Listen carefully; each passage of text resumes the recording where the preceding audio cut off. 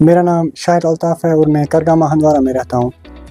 मैं नीट 2024 में अपेयर हुआ था और जिसमें मेरा रिज़ल्ट 640 हुआ है। मेरा इस जर्नी में मेरा ज़्यादा सपोर्ट रहा मेरे पेरेंट्स को और मेरे टीचर्स का, जिनसे मैंने पढ़ा है, और मैं इरफा इंस्टीट्यूट का स्टूडेंट रह चुका हूँ।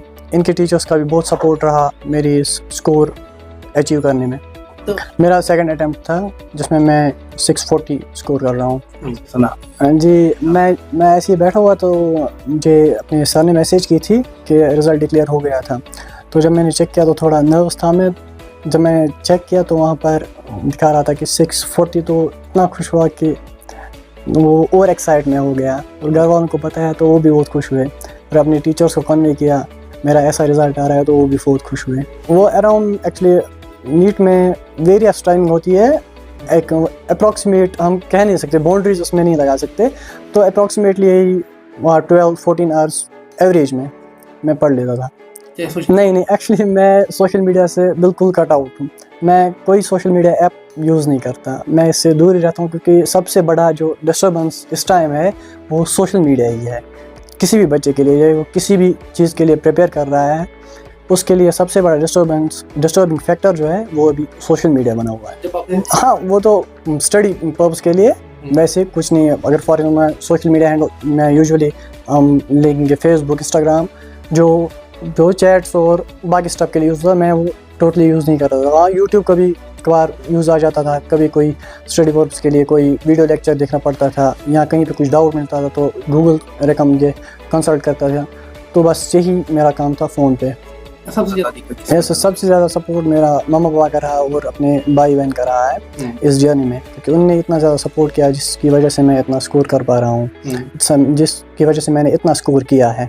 और मेरी टीचर्स के गाइडेंस में जो उन्होंने कंटिन्यूसली फेथ रखा मुझ पे, कहाँ आप कर सकते हो, और कंटिन्यूसली मुझे बूस्ट देते रहे, मोटिवेट करते रहे और मतलब रिलेटेड स्टफ़ मुझे प्रोवाइड करते रहे जो नीट ओरिएंटेड था, मेरे एग्ज़ाम ओरिएंटेड था, जिसकी वजह से मैं आज इतना स्कोर कर पा रहा हूँ।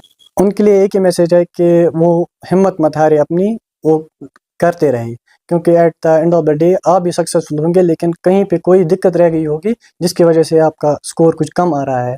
और यही कहना चाहूँगा कि बस आप कंसिस्टेंटली मेहनत करते रहे, इंशाल्लाह आपको भी रिज़ल्ट मिल जाएगा। ड्रग्स का जो मसला है वो सबसे बड़ा फैक्टर है जो आज के यूथ को बर्बाद कर रहा है, क्योंकि ड्रग्स मतलब ऐसी चीज़ है जो उनको किसी काम के काबिल ही नहीं छोड़ रही है, क्योंकि एक बार एडिक्शन होगी तो बार बार आप वो डोजेज लोगे और उसकी वजह से आपको चाहे कुछ भी करना पड़े, अगर आपको डोजेज नहीं मिलेगी आप कुछ भी करोगे जिसमें आप क्रिमिनल एक्टिविटीज़ में या मुलव्वस हो सकते हो।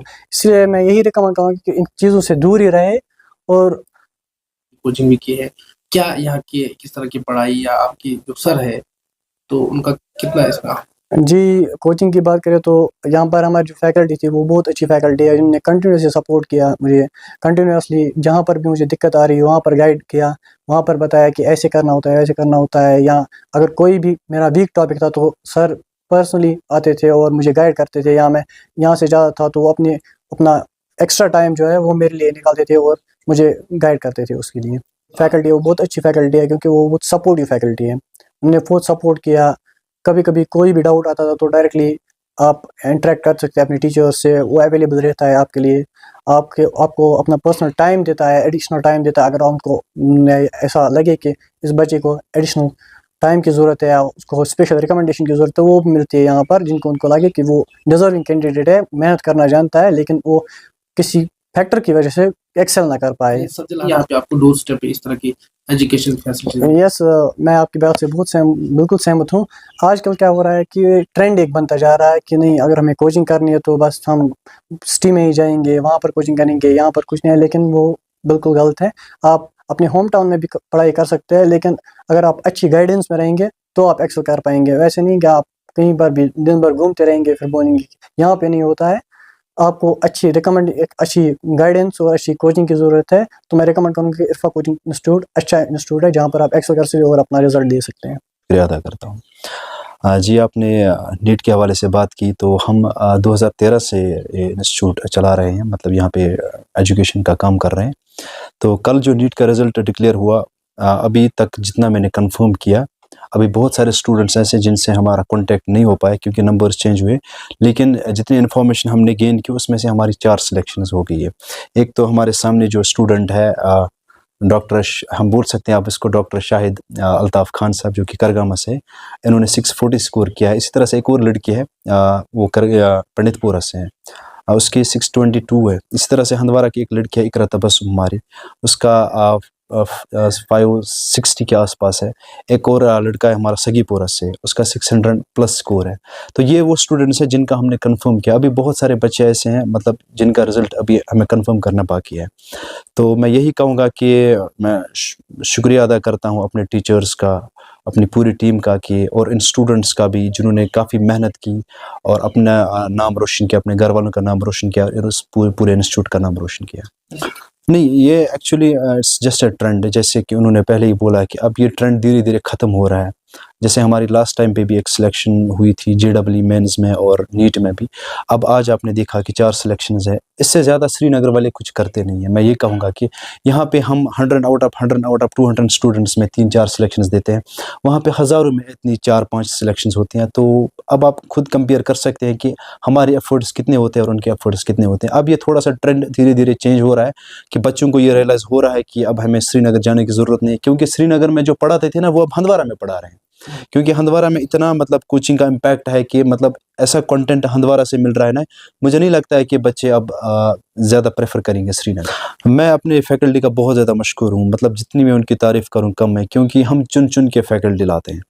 हम कोई मतलब ऐसा नहीं उठा के एकेडमी में डाल दें, हम ऐसा नहीं करते हैं। मैं रिसेंटली आपको कहूँगा कि हमारा जो बॉटनी सर जो हमने रिसेंटली यहाँ पे एनरोल किया है, he is hailing from Baramulla.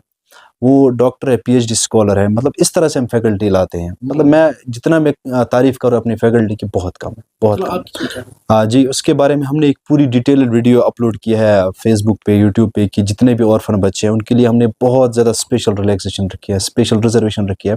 Even कि मतलब हम ये कहेंगे कि हम उनको यहीं से सपोर्ट करते हैं। इवन कि स्टडी मटेरियल वगैरह वो हम यहीं से उनको प्रोवाइड कर, जितना हमसे हो पाएगा उससे ज़्यादा हम उनके लिए ये मतलब करते हैं। उनके लिए मैं यही पैगाम उनका यही मैसेज रही कि मेरी तरफ से कि this is not the last chance. NEET के लिए कोई एज बार नहीं है। अगर आप कमिटेड है कि मुझे नीट करना है किसी भी हालत में, तो आपको रुकना नहीं है। आपने 3 अटेम्प्ट दिए, 2 अटेम्प्ट दिए, कोई मसला नहीं। एज आपकी अभी है, आप कर सकते हैं। मतलब इवन कि एक रिसेंटली मैंने सुना कि 54 की 55 एक पर्सन था एज उसकी, उसने नीट दिया है। तो इसके लिए कोई एज बार नहीं है। अगर आप कमिटेड हो कि मुझे नीट करना क्वालिफाई, तो कोई मसला नहीं है। या ड्रॉप हो गए, अपनी जो मिस्टेक्स हैं उनको इवॉल्व करें, असेसमेंट करें कि मैंने कहाँ पे गलती की है। मतलब अगर मैं पढ़ रहा था 6 घंटे 7 घंटे, इफेक्टिव आवर्स कितने थे मेरे, उनको देखना है, उसी हिसाब से चलना है। इंशाल्लाह हो जाएगा, कोई मसला नहीं। जब एक इंसान ने किया तो बाकी भी कर सकते हैं।